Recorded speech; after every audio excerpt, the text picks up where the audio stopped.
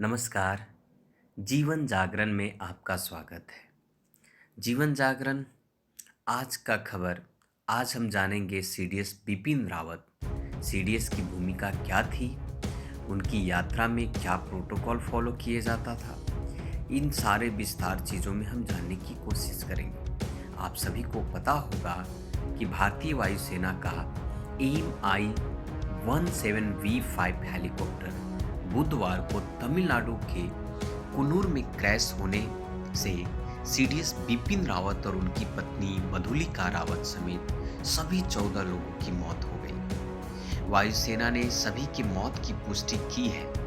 वायुसेना ने हादसे का कारण जानने के लिए जांच के आदेश दिए हैं।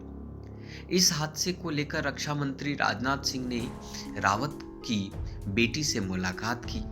रक्षा मंत्री इस बारे में गुरुवार को संसद में बयान भी देंगे। बिपिन रावत ने 1 जनवरी 2020 को सीडीएस का पदभार ग्रहण किया था। उनका कार्यकाल 3 साल का था। प्रधानमंत्री नरेंद्र मोदी ने 15 अगस्त 2019 को लाल किले की प्राचीर से देश के तीनों सेनाओं के बीच बेहतर तरीके से तालमेल बिठाने के लिए चीफ ऑफ डिफेंस स्टाफ यानी सीडीएस के पद के गठन की घोषणा की थी। चलिए हम जानते हैं इस पद की क्या जरूरत पड़ी थी।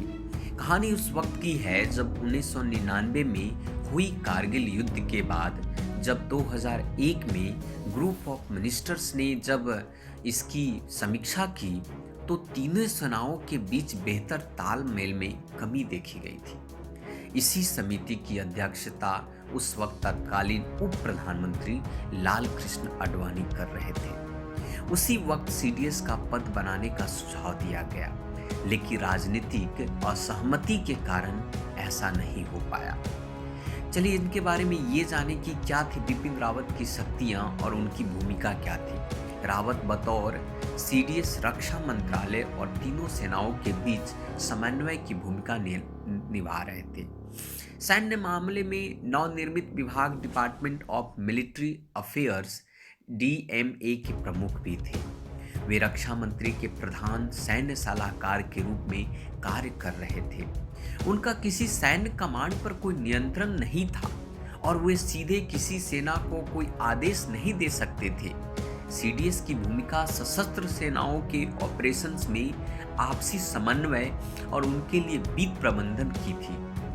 सीडीएस ही तीनों सेनाओं के प्रमुख की कमेटी के स्थायी अध्यक्ष होते हैं।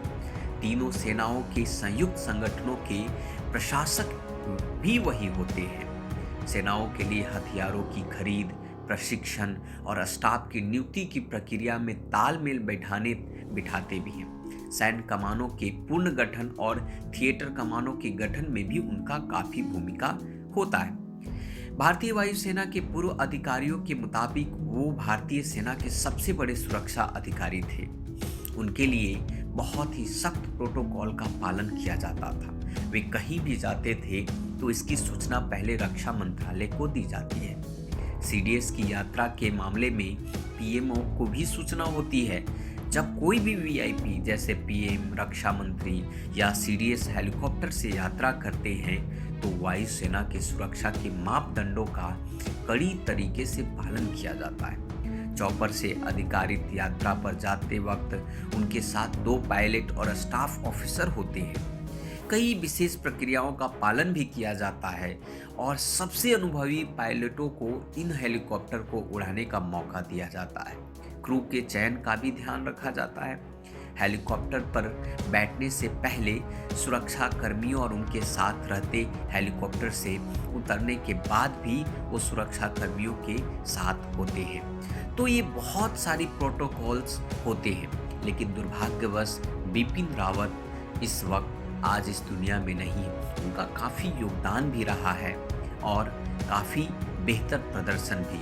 सीडीएस पद पर जनरल रावत की नियुक्ति की खबर आज पूरी तरीके से ट्विटर पर तेजी से फैल रही है।